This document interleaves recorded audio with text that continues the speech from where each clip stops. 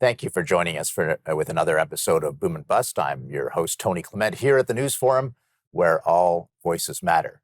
Well, it's no secret that there is not only a housing crisis, but there's also a rental housing crisis. Here to discuss these problems, but also the solutions, is Tony Irwin. He is the president and CEO of the Federation of Rental Housing Providers of Ontario. Welcome to Boom and Bust. Great to see you, Tony. Thanks for having me.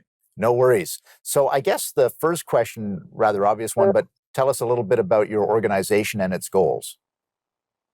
So FRPO has been around since 1985. We are the leading advocate for strong and stable rental housing in the province.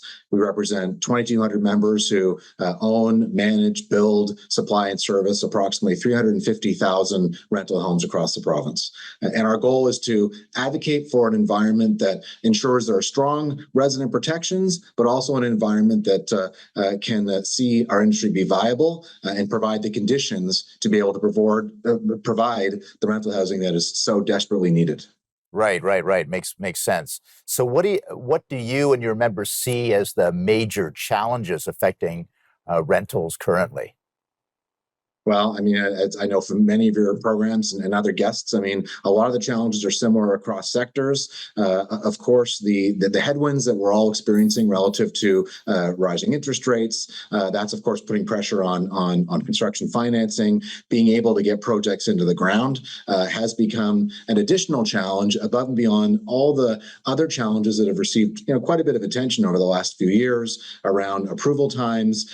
Quite frankly, the inordinate time it takes to get projects approved and built. Those are challenges that the Ford government's made a lot of headway on. Right. Still room to go, but now the economic challenges are like another kind of whammy that we're now trying to contend with, like almost everybody else is.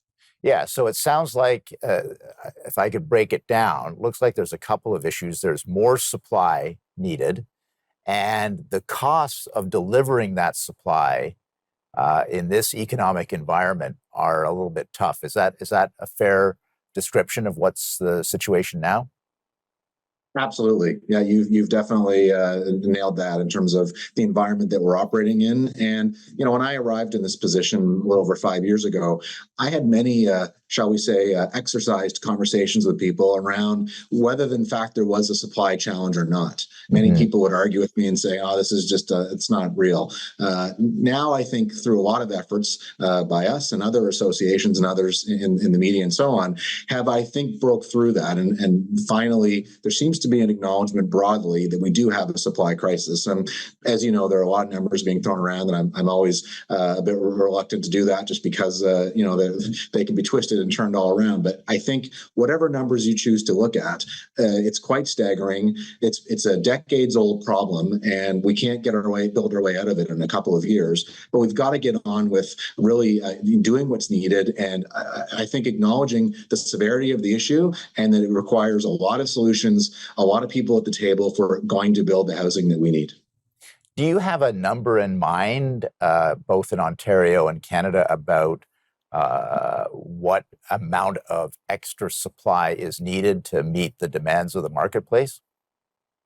Well, I mean, of course, many of us have been working on the Ford government number of 1.5 million homes. I think it's fair to say, and I believe the Premier and others have said that number is likely higher now. That came from the Housing Affordability Task Force, and a lot has changed since then. Immigration, of course, as you well know, it has, I think, put even more pressure on that number. But even if we assume that number, go with that number, which let's start with that. Of that, probably 300,000 or more need to be rentals. And while we've seen record starts in the last few years, it's still, I think the record was, 13,000 a couple of years ago. And, obviously we would need 30,000 a year just to hit that number over say a decade or, some version of that. So even though we've made some progress and we're hitting some record numbers, we can all do basic math, and we're still far away from that 30,000 number. So how do we continue to build on the progress that we've made, but actually go much further than that? And none of us can predict the economy or predict interest rates or where that's going to go. Those are challenges certainly that we all have to deal with. But how do we, even with that, how do we try to move forward positively? And it's a tough question, and there are no easy answers. But 1.5 million is the starting point, and we're a long way off of where we need to be to hit that. We're going to continue our discussion with Tony Irwin after this break. Please stay with us.